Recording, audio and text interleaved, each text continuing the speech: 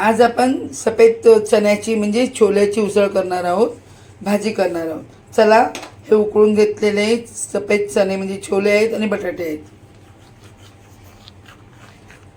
आता फोडणीसाठी अगोदर आपण जिरं टाकतो आहोत। जिरं हातावर चुरून टाकायचं म्हणजे त्याचा सुगंध छान येतो।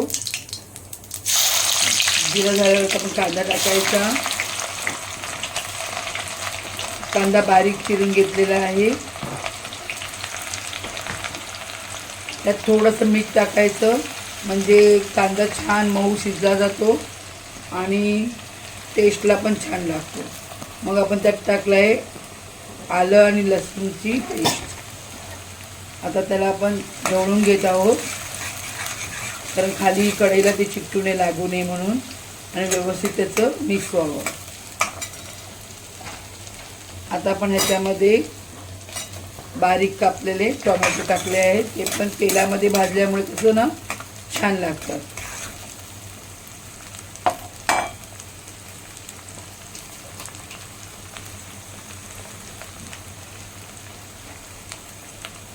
आता आपण धना जिरा पावडर टाकत आहोत।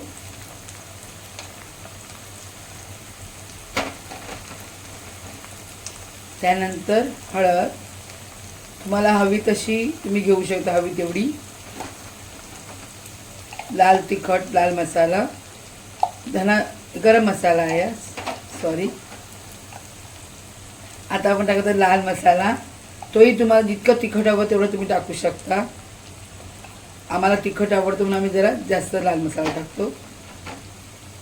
नंतर हिंग तर खूपच गरजेची असते। हिंग पण आम्ही थोडी जास्तच टाकतो कारण आम्हाला त्याची टेस्ट चव आवडते। हिंगामुळे पोट दुखत नाही, त्रास होत नाही, आपल्याला पचायला चांगली असते म्हणून। आता आपण जे सफेद चणे होते त्याची थोडं असं पेस्ट करून घेतली त्याची। सफेद चणे आणि बटाटे उकडलेले होते त्याची, कारण त्यामुळे ग्रेव्ही छान बनते। आता आपण जी फोडणीची तयार केली आहे त्यात ते टाकून त्यालाही तेलामध्ये छानपैकी भाजून घेऊयात। हे बघा, अशा प्रकारे ग्रेव्ही तयार होते। आता थोड्या वेळाने कसं तेल सुटायला लागेल।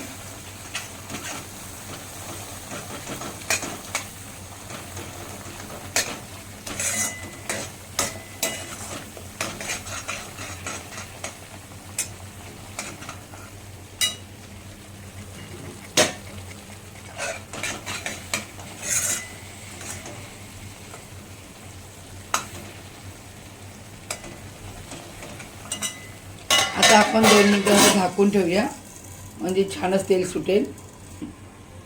आता आपण झाकण काढून घेतलंय, उघडून बघतोय। वा, किती छान ग्रेव्ही तयार झाली आहे बघा।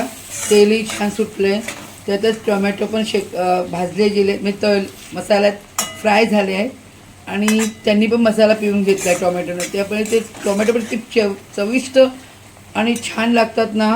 तुम्ही एकदा असं करून बघाच। आता आपण त्याच्यामध्ये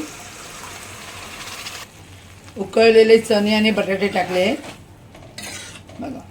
आता ही आपली छानपैकी सुंदरशी चविष्ट झणझणीत अशी सफेद चण्याची म्हणजे छोले तयार होत आहेत। आता ह्याला आपण थोडा वेळ झाकून शिजू देऊया। चला, आता आपण बघूया आपली भाजी म्हणजे छोले कसे झाले आहेत ते। हे बघा, किती सुंदर छान चविष्ट दिसत आहे। ह्याचा सुगंध पण खूपच छान घमघमाट पसरला आहे। आता हे बघा, चणे पण शिजले गेलेत। आता आपण कढीपत्ता टाकतोय।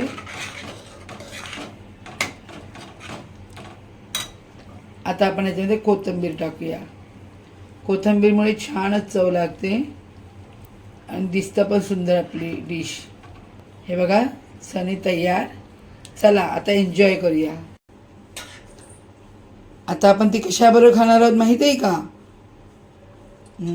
आता आपण ती पुऱ्यांबरोबर खाणार आहोत।